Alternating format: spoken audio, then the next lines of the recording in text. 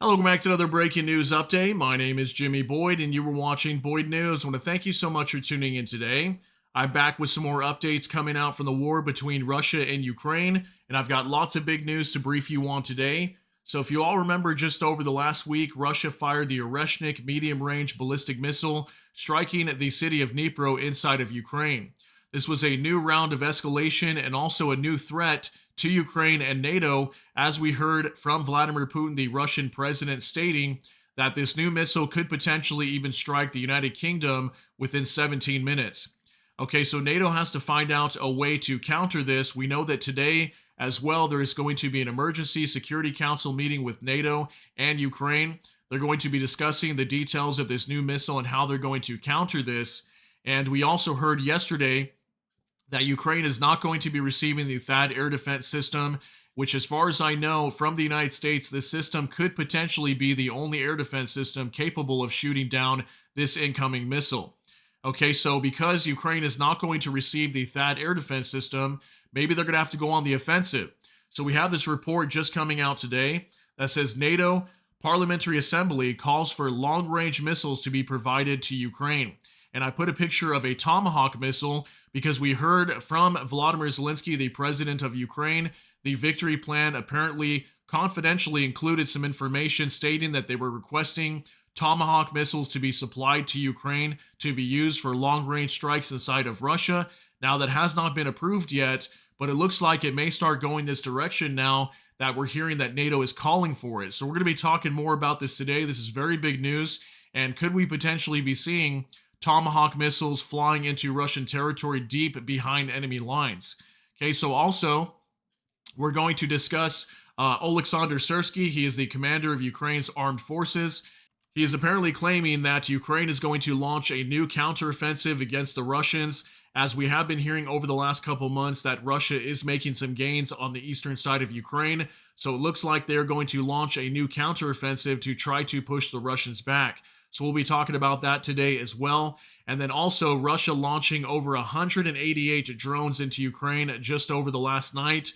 So definitely one of the largest drone attacks since the beginning of this war, from what I understand. Almost 200 drones being fired into Ukraine. We do have some video footage out of Sumy showing some explosions over there and some drones and debris falling out of the sky as they were shot down. So we're going to be talking about different subjects today. We'll kind of bounce around, talk about different things. I also have some updates regarding some of our stories that we were covering yesterday. So let's go ahead and start jumping right into this. We're going to hop on over to mainstream news just for a moment from Militarny. Okay, and it says right here, NATO calls for long-range missiles for Ukraine. This just coming out today, November 26, 2024. The NATO Parliamentary Assembly has adopted a resolution calling for the provision of long-range missiles to Ukraine. This was done during a plenary session in Montreal, Canada on Monday, November 25th. The resolution's authors also note the need to increase military, financial, and humanitarian support for Ukraine and to ensure timely delivery of ammunition and modern weapon systems to the Ukrainian army. The resolution called for strengthening the sanctions policy against Russia and North Korea, also known as the DPRK, to increase the price for their cooperation in the aggression against Ukraine. Okay, it also says, in addition, members of the NATO Parliamentary Assembly called for the Ukrainian Defense Forces to be provided with long-range weapons. We call also for Ukraine to be provided with all means, including medium-range missiles, to defend itself and deter further aggression, the members of the Parliamentary Assembly emphasize. The resolution does not specify what kind of intermediate-range missiles are meant. Secretary General Mark Rutte calls on the Allies to lift or ease restrictions on Ukraine's use of Western weapons to strike at Russian territory. NATO Acting Deputy Secretary General Boris Rug emphasized this during a session of the NATO Parliamentary Assembly. So it looks like they're calling for many things. Obviously, step up support for Ukraine, put heavy pressure on the North Koreans, as we know they are heavily supplying the Russians right now, give Ukraine long-range weapons so they can strike back inside of Russia now that this new Oreshnik ballistic missile is a new threat to Ukraine. And then obviously easing or lifting restrictions on any weapons being supplied to Ukraine to be used inside of Russian territory. So lots of big calls here, guys. So, I mean, these Tomahawk missiles could definitely be going to Ukraine very soon. And also, I'm sure Russia at the same time is very worried about this, as this could give Ukraine greater strike capabilities to hit targets way deeper into Russia. I mean, think about the airfields where Russia moved a lot of their warplanes away from the front lines closer to Ukraine, moving them much further deeper into Russian territory. Well, now they won't be as safe anymore if Ukraine ends up receiving these Tomahawk missiles. Okay, so now we're going to jump into X, and I've got several things I want to show you over here. This is from Kyiv Independent. NATO Parliamentary Assembly calls for Ukraine's accession as soon as possible. The Assembly urged members to step up political and practical efforts to help Ukraine receive an invitation and become the 33rd member of NATO as soon as possible. Okay, so looks like they're also calling for Ukraine to become a member of NATO. We'll see if that happens in the future. Obviously, they have a lot of hurdles right now, but they're still calling for Ukraine to join NATO. Okay, moving on to another update from PS01. Syrskyi announced a new counteroffensive of the armed forces. We have to stop the enemy, but victory is impossible if the armed forces work only in defense. We have to seize the initiative and counterattack. We have and we will. You'll see where and who. Okay, this is very big news. I almost wonder if Ukraine is going to try to open up another front inside of Russia, maybe even in the Bryansk region, next to the Kursk region. I don't know for sure, but it looks like they are going to launch a new counteroffensive against the Russians, as, again, we've been hearing that Russia is making some gains on the Eastern Front. So I think it is smart for Ukraine to launch a counteroffensive. Hopefully they have enough manpower to do so, as we have been hearing that they are outnumbered in many areas and sometimes outgunned as well. Okay, so moving on to more updates. This is from Nexta. The Russian army fired 4 Iskander-M missiles and a record number of drones at Ukraine, 188, of which 76 were shot down, 95 were lost locally due to electronic warfare, and 5 flew to Belarus, the Air Force of the Armed Forces of Ukraine reported. Okay, so here's a little diagram to show you guys 76 Shahed drones being shot down out of 188. Looks like 95 were lost due to electronic warfare, and some of them even striking inside of Ukraine. So I got some videos and pictures coming out here in just a minute too. So from the Kyiv Independent, these are the indicative estimates of Russia's combat losses as of November 26, according to the Armed Forces of Ukraine.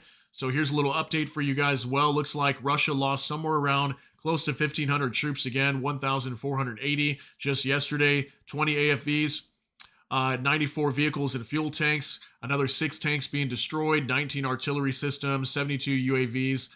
Lots more losses on the Russian side, but again, we continue to see almost every day right around 1,500 troops being lost on the Russian side. So if that happens to be true, I mean, they are definitely taking heavy losses in this war right now. Okay, moving on to another update from Anton Gerashenko. Last night, the Russian army launched 4 Iskander-M missiles and 188 drones on Ukraine. Critical infrastructure was hit in Thermopyl. Thermopyl electricity is out, and it is unclear so far when it will be restored. Many of us didn't get nearly enough sleep as explosions were heard in Kyiv, Cherkasy, Sumy, Kharkiv, Zaporizhia, Chernivtsi, and other regions of Ukraine. Okay, so massive drone attack from the Russians last night. Again, 188 drones being fired onto Ukraine, even 4 Iskander-M ballistic missiles. Okay, we got video footage here to show you as well from the Ukrainian Review. Debris falling on the roadway in Sumy during the attack. Okay, so looks like we potentially had maybe like a piece of a drone that was falling out of the sky. Looks like maybe even some smoke over here from another explosion. And I think over in the distance, if you look closely, you'll see a second piece of debris falling as well. But you'll see one for sure land right here in the street. Take a look at this.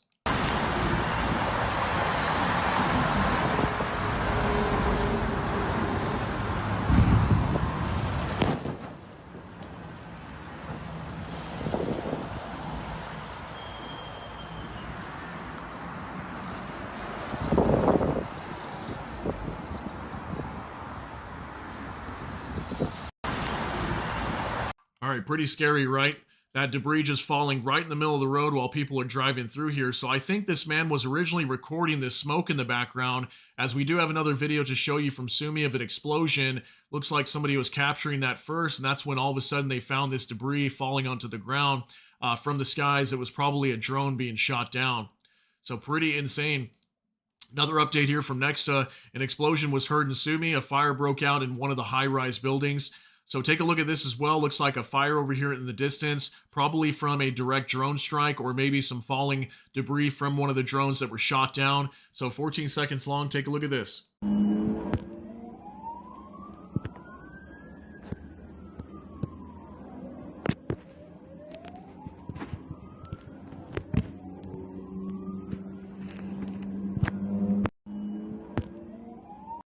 All right, so we can definitely see a major plume of smoke over here. This might be the same attack that we were just seeing in the last video, right when somebody caught that falling debris coming out of the sky. Looks like something may have taken a direct hit over here from a Shahed drone fired from Russia, or it's potentially one of these Iskander-M missiles that struck here too, because I believe Sumy does come under attack by a lot of missiles as well. So it's possible this was a missile strike also inside the city of Sumy. Okay, moving on to more updates from War Translated Dmitry. Belaruski Gayun reports that at least 38 Shaheeds violated the airspace of Belarus over the past day. It is claimed that only 9 Russian UAVs have been confirmed to have returned to Ukrainian airspace. Not crazy, guys. 38 Shaheeds violating the airspace of Belarus just in the last day. Okay, so Belarus has been complaining a lot about this lately, that many of these drones that fly into Ukraine all of a sudden turn back around and head back into Belarus. We usually heard somewhere between like 5 and 15 a day, but looks like last night 38 Shahed drones entering back into Belarusian territory. Maybe even they had to shoot some of these down. We've seen a lot of this, especially when Russia launches major attacks. Considering last night the attack was 188 drones, doesn't surprise me that 38 flew into Belarus. So also from the Ukrainian Review, don't have any indications that there are DPRK soldiers in Ukraine. What we're seeing is that they're positioned around the Kursk region, but not moving into Ukraine at the moment. Okay, this is reported from Sabrina Singh. She's the spokeswoman for the Pentagon, and that's apparently what she was saying, okay, that they are not seeing any DPRK soldiers or North Korean soldiers in Ukraine yet. There was a report just coming out in the last 48 hours that some North Korean soldiers were spotted in the Kharkiv region, but it doesn't look like we've had official confirmation from the United States yet claiming that they are inside of Ukraine. We only know and have heard of them, the Pentagon stating that they are inside the Kursk region, okay? So we'll wait for more confirmation to find out if North Korean soldiers are inside of Ukraine, but we've been seeing lots of reports already that show that they are potentially already there, okay? That's just from the Pentagon. Okay, also from Globe Eye News breaking, Russia's officially begun the process of removing the Taliban from its list of banned organizations. Okay, so Russia's Security Council chief Sergei Shoigu also arriving inside of Afghanistan to meet with the Taliban. So this is probably big news showing that Russia's going to be strengthening their ties with the Taliban in Afghanistan, which could be very dangerous for the Middle East and also the U.S. But we'll look for more information on this story later on. But it looks like right now they're removing the Taliban from their list of banned organizations, and they're probably going to be working with them in the future and forming a new alliance. So big news coming out from there. Also from Nexta, black boxes recovered from DHL plane crash in Vilnius. Okay, we talked about this yesterday. I gave you guys an update regarding this. The flight recorders of the Boeing 737-476 were found at 11:30 and were extracted from the wreckage. Representatives of Lithuania's Ministry of Justice reported on Tuesday, November 26. Experts are now organizing the process of retrieving data from the black boxes. On the morning of November 25th, a plane belonging to the German company DHL crashed in a residential area near Vilnius Airport. A fire broke out at the crash site. Preliminary reports indicate that one of the pilots was killed. The pilot who died in the crash was a Spanish citizen. 3 others on board, citizens of Spain, Lithuania, and Germany, are being treated in hospitals in Vilnius. Okay, so this was a picture of that engine from this plane that crashed. We did a whole report covering this yesterday, and we're wondering if this could potentially be Russian sabotage. We've been hearing that packages inside of Germany, I think even in the UK at some of the DHL facilities, have been catching on fire, and these countries are warning that this could potentially be Russian sabotage, trying to bring down these planes, and then all of a sudden now we're seeing these planes coming down. Okay, and that was just about three weeks ago or so where Europe was warning about this. Now we have DHL planes crashing inside of Vilnius, Lithuania. So looks like that's the latest update, is they're still investigating, and they retrieved the flight recorders from these planes, and they're going to track to try to find out what happened to it, what brought it down. Okay, also from Jay and Kiev, Lord have mercy, USD to the ruble 106. Okay, so we're gonna show you some graphs here from Russia's economy regarding their economy, talking about the ruble. Looks like the ruble is continuing to devalue, and a large percentage or large reason for this is due to the sanctions being placed on Russian banks recently. The Gazprom Bank, a major bank in Russia, recently being sanctioned by the United States. Also, some of their shadow fleet oil tankers being sanctioned as well. So this is definitely going to put heavy pressure on Russia's economy, and they're obviously enduring high inflation right now. So the ruble has been collapsing for several weeks now, actually, it seems like. And it went up from 103 to 106 just in the last like 24 to 48 hours. So last I heard it was like at 106. That was earlier this morning at 2:28 a.m. And then also take a look at this from Jay and Kiev. Holy S, the Russian ruble is being totally destroyed. Okay, and you can see it even went up to almost 108. Okay, 107.9485. Okay, up 3.8%. Okay, so definitely the Russian ruble is completely collapsing and falling apart due to these sanctions, and this is going to put heavy strain on Russia's economy. And could they collapse before this war is even over? Definitely a major inflationary crisis inside Russia is currently unfolding. Also, take a look at this from Jay and Kiev. The Russian ruble is even crashing against the currency of the country that Russia is liquidating their economy to genocide. So even against Ukraine's currency, it is showing to collapse here as well. You can see the chart continuously going up. Okay, so definitely their ruble is under heavy pressure right now, and a lot of this due to the sanctions being placed on their banks recently. So just wanted to give you an update on that Russia's economy is not doing well. Also, this from Jason J. Smart. Ruble imploding. The ruble has lost 6% of its value in the past 5 business days and 20% of its value this year. Inflation is devouring Russia's economy, but wait, there's more.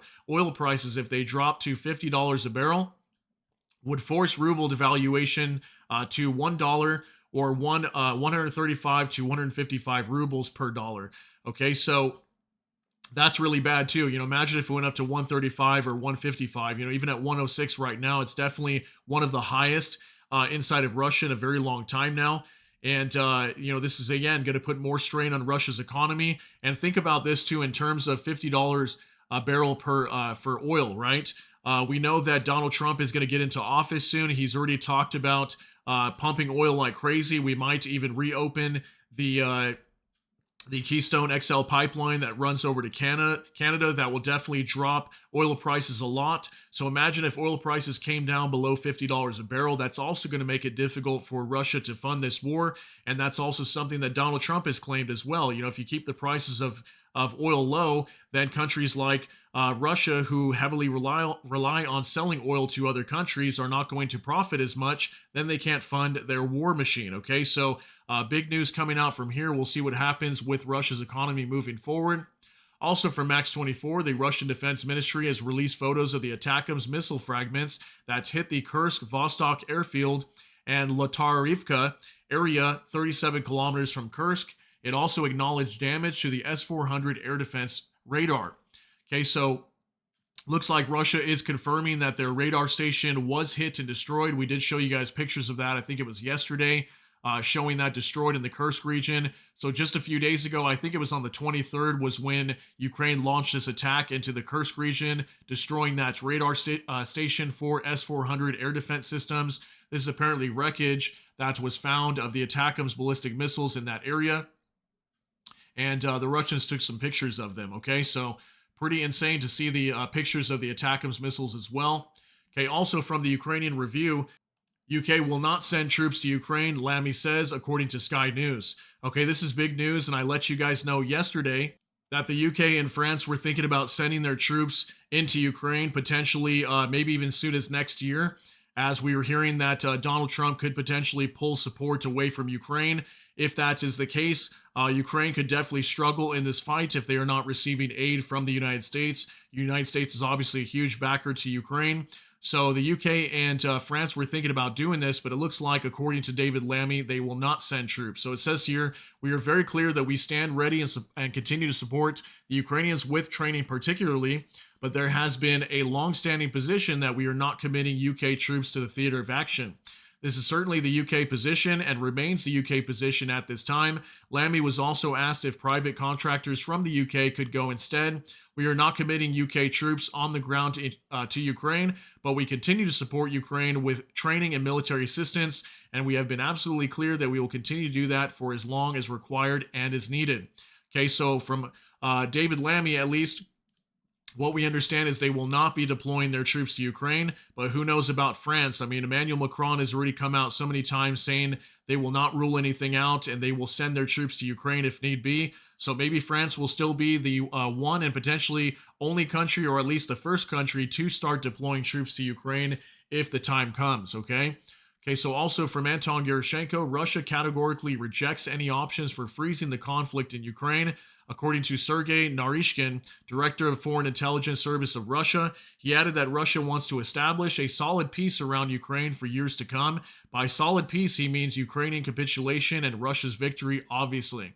Okay, so this is a big report.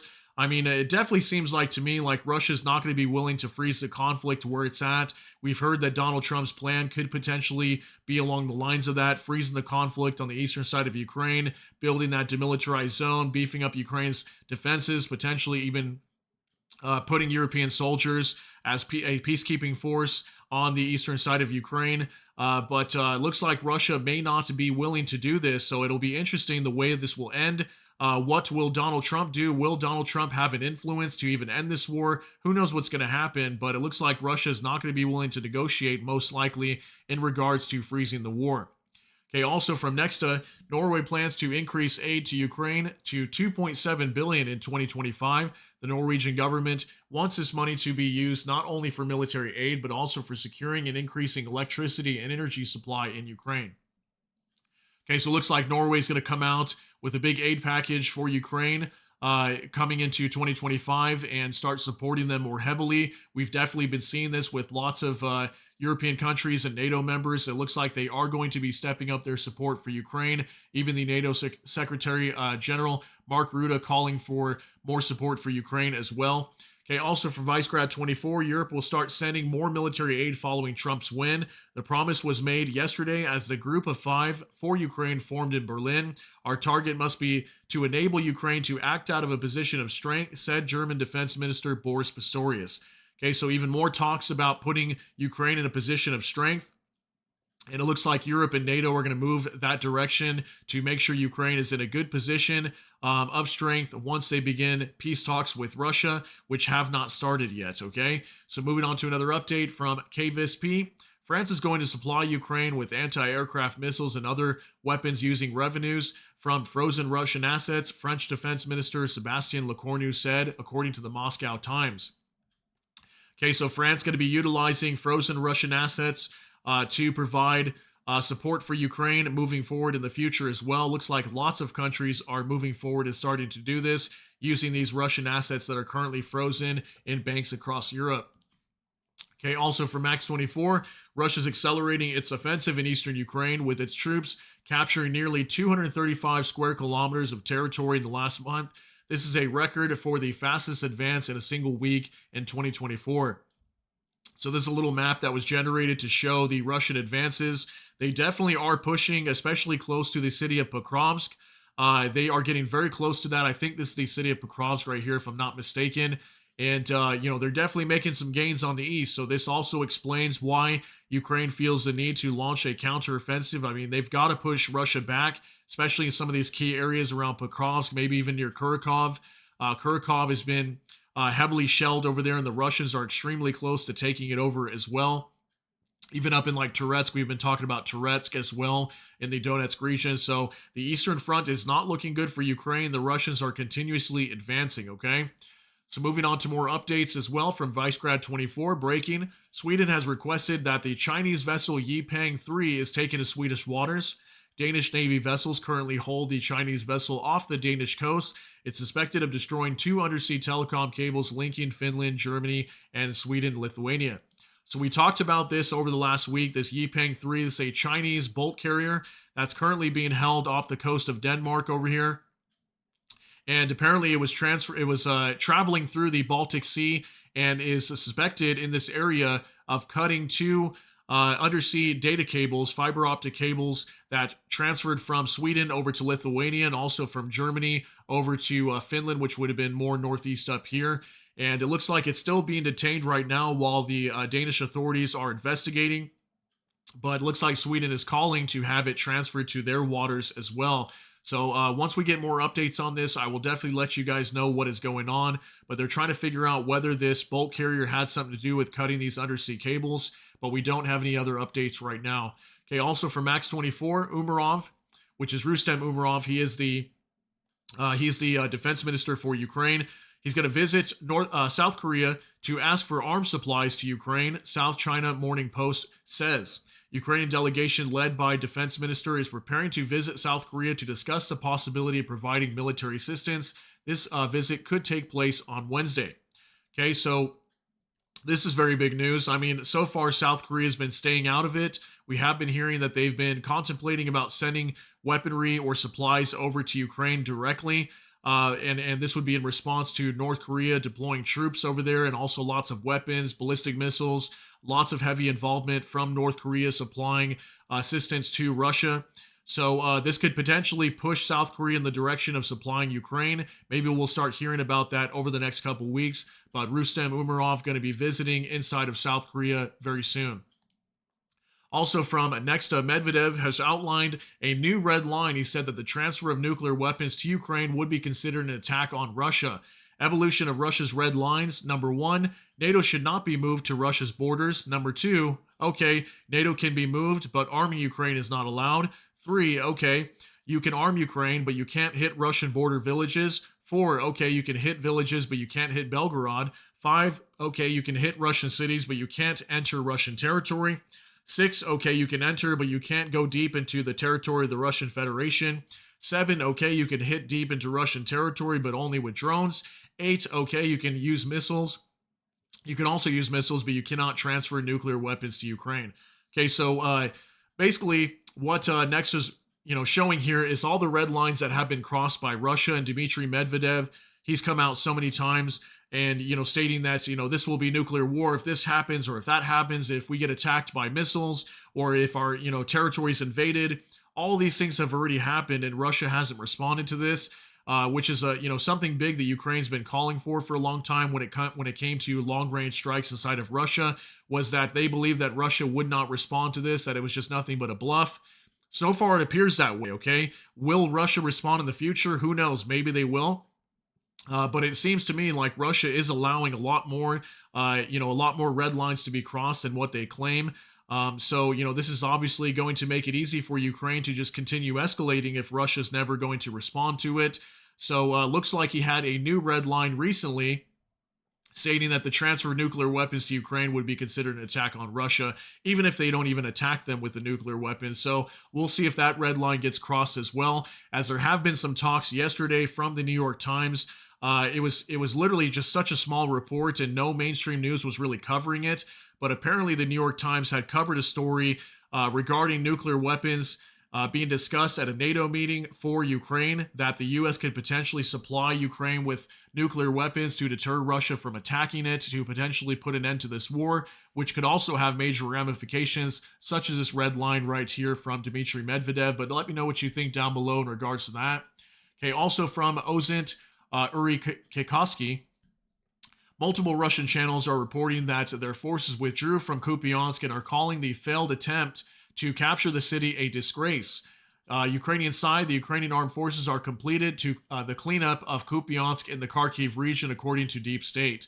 Okay, so we've been hearing for a little while now that Russia's been trying really hard to push on the city of Kupiansk, and it looks like their attempt is just completely failing. We did hear at some point they were trying to circle around the southern side and go behind Kupiansk to encircle it and kind of trap it in, but we haven't seen that yet, okay? And when they did try to push, they basically got destroyed, is what Ukraine was reporting. They destroyed all the units that were trying to circle around the backside. So it looks like Russia is definitely struggling to push into Kupiansk, and so far, Ukraine is doing a pretty good job of holding the Russians back in this area. Just wanted to give you an update regarding Kupiansk. Finally, one last thing to show you guys from Igor Sushko. Russia hot water pipe bursts on Marshal Zakharov Street in St. Petersburg. 3 bystanders receive burns, okay? So we had a hot water pipe that bursted inside of Russia, and we've seen lots of this, okay? Lots of their infrastructure just failing all over the place, a lot of pipes bursting, streets being flooded. We even saw recently there was like a sewer that was exploding, and there was just lots of sewage going everywhere. So at the same time, while Russia's infrastructure is falling apart, they're invading Ukraine. Take a look at this.